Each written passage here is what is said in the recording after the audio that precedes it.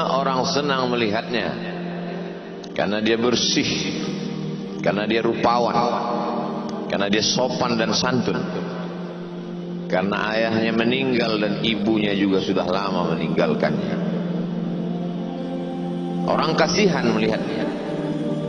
Maka karena kesenangan hati mereka, mereka sendiri yang memberikan gelar untuknya yang belum pernah mereka berikan kepada orang sebelum dia. Gelar itu bernama Al-Amin, orang yang layak menerima amanah. Amin diambil dari 3 huruf, alif, mim, nun. Dari kata alif, mim, nun muncullah kata amanah. Orang yang mampu menerima amanah disebut Al-Amin. Kita mengatakannya jujur. Lawan daripada amanah adalah khianat. Al-khain, pengkhianat. Dia tidak berkhianat. Dia adalah seorang yang mampu mengemban amanah dan terpercaya. Maka semua orang percaya kepada dia. Dari alif, mim, nun, juga akar yang sama dengan iman, akar kata yang sama dengan iman. Maka iman berarti percaya. Dia adalah orang yang dipercaya karena memang dia mampu mengemban amanah. Kapan kebencian itu datang? Kebencian itu datang ketika dia naik ke atas bukit Sofa dan dia berkata kepada semua penduduk Makkah, seandainya aku katakan di balik bukit Jabal Abi Qubais yang besar, gagah, perkasa, tinggi, menjulang ini ada pasukan musuh yang akan menyerang kita, apakah kalian percaya? Semua mereka berkata, shadaqnaka, kami percaya karena memang kami menggelar engkau orang yang dapat dipercaya. Seandainya aku katakan bahwa ada pasukan musuh yang akan meluluh lantakkan, menghantam, membunuh kita, apakah kalian percaya? Mereka menjawab, shadaqnaka, kami percaya. Seandainya aku katakan bahwa aku menerima wahyu dari Allah dan aku diperintahkan Allah untuk mengabarkan kepada kalian, yang baik-baik akan masuk surga, yang jahat-jahat akan masuk neraka, percayakah kalian? Disitulah perlawanan datang, bukan dari orang lain, bukan dari musuh, bukan dari lawan. Perlawanan itu datang dari saudara kandung, dari ayah kandung yang masih ada hubungan darah. Tabban laka ya Muhammad alihadza jama'tana, celakalah engkau Muhammad, apakah hanya untuk ini saja kau kumpulkan kami hari ini? Allah membelanya, langsung Allah membelanya. Dia tidak membela dirinya, tapi Allah mengatakan tabbat yada abi lahabi wa tabba ma aghna anhu maluhu, hartanya tak ada berguna, wa ma kasab, hasil usahanya tak mendatangkan manfaat, wa imra'atuhu hammalatal hatab, istrinya menjadi pembawa kayu bakar, simbol dari adu domba, kata-kata yang membuat menyakitkan hati yang dibawa oleh Ummu Jamil istri Abu Lahab untuk menyiksa, menjelekkan, membuli, menebarkan berita untuk membunuh karakter Sayyidina wa Maulana Muhammad sallallahu alaihi wasallam. Ini bukti kalau hari ini ada anak muda yang rupawan, yang dermawan, yang disenangi lingkungannya, tidak ada orang yang tersinggung, biasa, karena Nabi Muhammad SAW juga pernah mengalami hal itu. Tapi begitu kau katakan, aku tadi malam bermimpi bahwa aku mesti hijrah, meninggalkan komunitas peminum khamar, meninggalkan geng kita yang selama ini bicara tentang yang haram, maka disitulah mereka akan berkata, apakah hanya untuk ini saja kita berteman selama ini? Mana persahabatan kita? Apa yang dialami pemuda-pemuda hijrah hari ini dialami oleh Rasulullah sallallahu alaihi wasallam 14 abad yang silam. Ketika kau berhasil bisnis, orang senang. Ketika kau berhasil membina rumah tangga, Tidak ada orang yang tersakiti ketika anakmu lucu-lucu dan kau berada di tengah mereka, tidak terusik kepentingan mereka, tidak terganggu ekonomi mereka. Engkau adalah sahabat, engkau adalah teman setia. Tetapi ketika kau tidak ikut kemauan manusia, disitulah engkau sedang melantik dirimu sendiri menjadi musuh. Maka Allah kuatkan hatimu. Wa in tuti' aktsara man fil ardi, kalau kau ikut kebanyakan orang di atas muka bumi, yudilluka an sabilillah, mereka hanya akan menyesatkan engkau dari jalan Allah Subhanahu wa taala. Tapi api itu tidak pernah padam. Kalau dia padam, maka berakhirlah dakwah Islam. Dia terus bergelora, dia terus menyala, dia terus membakar kemunafikan, membakar kemusyrikan, sampai akhirnya embargo pun tiba. Jangan ada yang mau bergabung dengan kelompok Muhammad sallallahu alaihi wasallam. Jangan ada yang mau berkirim makanan, jangan ada yang mau berdagang, jangan ada yang mau menjalin transaksi. Mereka ingin membunuh secara perlahan-lahan. Jangan beli produknya, jangan duduk bersamanya, jangan berteman dengan dia. Kenapa kamu mau berfoto dengan dia? Kenapa kamu mau bergambar dengan dia? Kenapa kamu masih mau mendengar ceramah dia? Adakah orang yang mengalami hal itu hari ini? Adakah ketakutan-ketakutan dari hamba Allah yang mengatakan Allahu Akbar, Allah Maha Besar, tapi takut ditinggalkan kawan, cemas ditinggalkan sahabat? Maka itu pernah terjadi pada kelompok Sayyidina wa Maulana Muhammad sallallahu alaihi wasallam. Kalau pembunuhan karakter tidak berhasil, maka ada yang lebih dahsyat daripada itu. Mereka tawarkan dunia beserta isinya. Wallahi, demi Allah wahai paman, demi Allah wahai Abu Talib, law wada'u syamsa fi yamini wal qamara fi yasari, andai mereka letakkan matahari di tangan kananku, bulan di tangan kiriku, ala an atruka hadzal amr, supaya aku tinggalkan dakwah ini, aku tidak akan meninggalkannya. Bujuk rayu mulai tiba. Itu terjadi pada diri Nabi Muhammad sallallahu alaihi wasallam. Kalau kau tidak mempan dimusuhi, kalau kau tidak mempan dirangkul, kau akan dipukul. Kalau kau tidak mempan dipukul, kau akan dirangkul. Berbagai macam cara, dari mulai yang paling keras sampai yang paling lembut, dari mulai yang paling lembut sampai yang paling keras, sampai akhirnya tempat bergantung itu hilang, lenyap, musnah. Ada dua tempat bergantung, saudara kandung ayah Abu Talib. Mereka tidak mengusiknya karena dia keponakan Abu Talib. Abu Talib anak Abdul Muttalib, Abdul Muttalib anak Hashim, Hashim anak Abdi Manaf, Abdi Manaf anak Qusay, Qusaylah pendiri Darun Nadwah.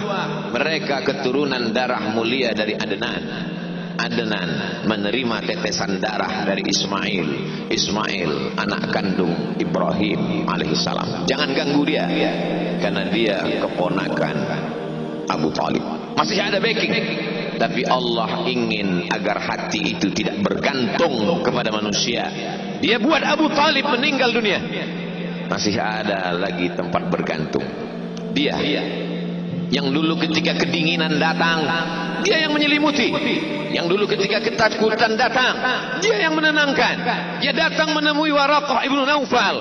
Waraqah berkata, Namus, malaikat yang pernah datang kepada Ibrahim, yang pernah datang kepada Musa, yang pernah datang kepada Isa, sekarang dia datang kepada suamimu. Katakanlah, jangan takut, jangan cemas. Kalau nanti sampai masanya dia akan diusir dari kampung halamannya, aku orang pertama yang akan membelanya.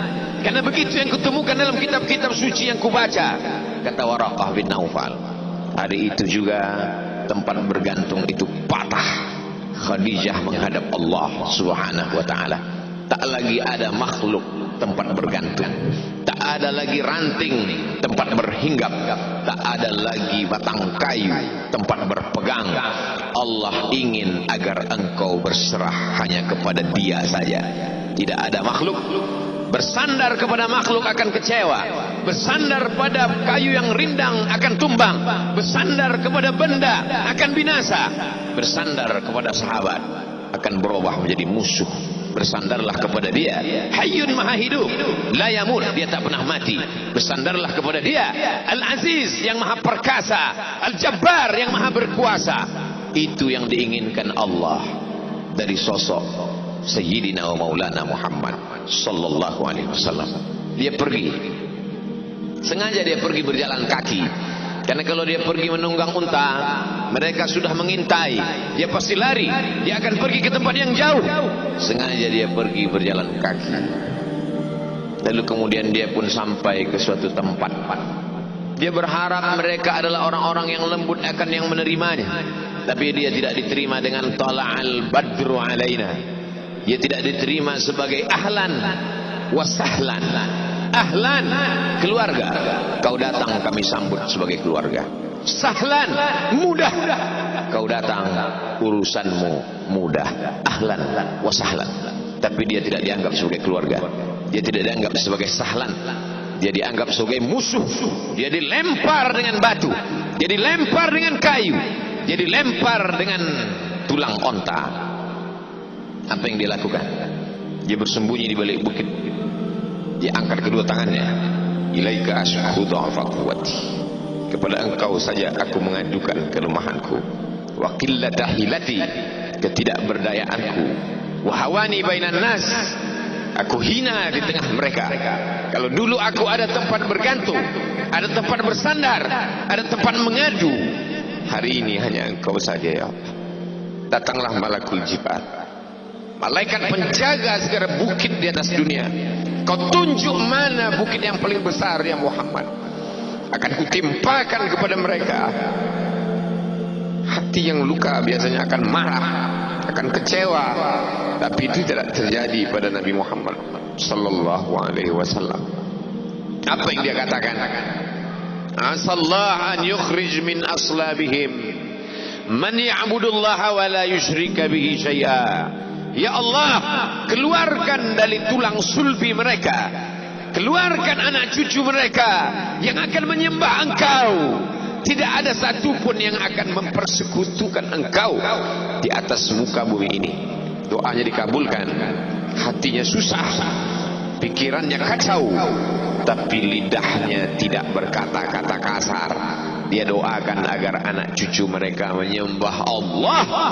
100% penduduk Taif hari ini bersyahadat asyhadu an la ilaha illallah wa asyhadu anna Muhammadan Rasulullah. Doa orang yang teraniaya, doa orang yang terzolimi. Dia berhenti di sebuah kebun. Ada seorang yang bukan terpandang membawakan beberapa ranting anggur sebagai pelipur lara, penghilang haus, pelepas dahaganya. Ketika anggur itu akan masuk ke mulutnya, dia berkata Bismillahirrahmanirrahim, atas nama Allah. Maka hamba sahaya miskin, susah, melarat, perantau yang tak punya apa-apa itu heran. Apa yang kau ucapkan? Bismillah. Kau sebut nama Allah ya. Tidak ada satupun orang di kampung ini kalau makan menyebut nama Allah. Siapa engkau? Aku Nabi yang diutus Allah Subhanahu wa ta'ala. Berarti engkau sama dengan orang yang dulu pernah berada di kampungku. Engkau dari mana? Aku dari Ninawi. Ninawi, ya. Di sana ada saudaraku, kata Nabi Muhammad sallallahu alaihi wasallam. Di sana ada saudaraku, namanya Yunus bin Matta. Yunus bin Matta adalah saudaraku. Sama-sama hamba yang diutus Allah Subhanahu wa ta'ala.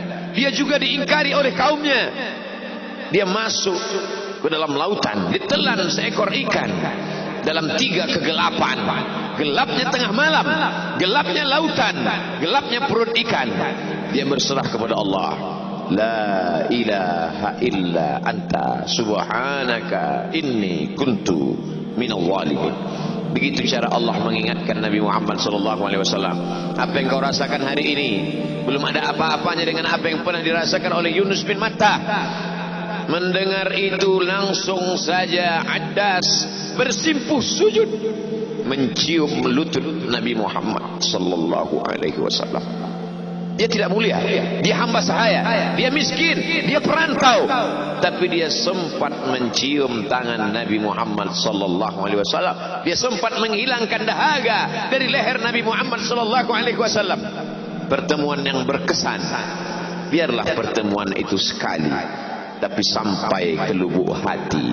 Untuk apa pertemuan yang berulang kali, tapi hanya sampai di tepi bibir, hanya basa-basi. Nabi sallallahu alaihi wasallam kembali, dia pulang. Di tengah perjalanan dia mendengar, qul, katakan, uhiya ilayya annahu istama'a nafarun minal jin, ada sekelompok jin. Jin itu berkata, inna sami'na qur'anan ajaba, kami mendengarkan bacaan Al-Quran ajaba, menakjubkan, ajib. Biarlah manusia menolak, biarlah manusia yang aku dan sombong itu tidak menerimamu, tapi ada satu makhluk yang mau menerima. Inna, kami dari kalangan jin, sami'na, mendengar Qur'anan ajaba, bacaan Al-Quran yang mengagumkan, yahdi ila rusdi, yang membuat kami lurus berpikir benar. Betapa jin yang dikatakan makhluk jahat, tapi ketika dia mendengarkan bacaan Al-Quran tersentuh hatinya dan dia bersyahadat, anna minnal muslimun, kami ada yang muslim, wa minnal qasitun, kami ada yang kafir. Yang muslim taharrau rasyada, selalu mencari jalan kebenaran. Yang kafir kanu li jahannam hataba, mereka hanya akan menjadi santapan neraka jahanam. Dia kembali ke kota suci Makkah Al-Mukarramah seperti biasa, sampai akhirnya datanglah malaikat Jibril membelah dadanya, mensucikan hatinya sampai layak, lalu kemudian dia pun dibawa. Subhanalladzi asra bi'abdihi lailan, maha suci Allah yang memperjalankan hambanya pada suatu malam, minal masjidil haram ilal masjidil aqsa, dari masjidil haram ke masjidil aqsa, alladzi barakna haulah, kami berkahi sekelilingnya. Untuk apa? Linuriyahu min ayatina, kami ingin memperlihatkan kepadanya tanda-tanda kebesaran kami. Selama ini dia hanya didengar, azab kubur didengar, neraka jahanam didengar, malaikat didengar. Hari ini kami ingin memperlihatkan tanda-tanda itu kepada hamba kami. Jangan bersedih ketika kau didustakan, jangan bersedih ketika kau dibunuh karaktermu, jangan berduka cita ketika tidak ada manusia yang menerimamu, karena sesungguhnya itu hanyalah cara Allah menguatkan hatimu, karena dia ingin mengangkat derajatmu, menempatkan di tempat yang terpuji, memperlihatkanmu sesuatu yang tidak pernah dia perlihatkan kepada manusia yang lain. Dia buat hatimu hancur berkeping agar tidak lagi ada tempat makhluk dalam hatimu, yang ada hanya Allah semata. Ma fi qalbi ghairullah. Pada saat itu mentalmu sudah kuat, layaklah engkau berada di tempat yang terpuji. Kalau ada orang menyakitimu, jangan berduka. Kalau ada tetangga, sahabat, kawan baik meninggalkanmu, jangan berduka lara, karena sesungguhnya di balik itu semua, fa inna ma'al usri yusra, inna ma'al usri yusra. Idza daqat 'alaika dunya faqul ya Allah. Kalau terasa sempit dunia, mengadulah kepada Allah. Idza sa'alta fas'alillah, kalau minta-mintalah kepada Allah. Wa idza sta'anta fasta'in billah, kalau minta tolong, minta tolonglah kepada Allah. Iyyaka na'budu wa iyyaka nasta'in, kepada engkau kami menyembah, kepada engkau kami beribadah, kepada engkau kami bersimpuh sujud, kepada engkau juga kami meminta pertolongan.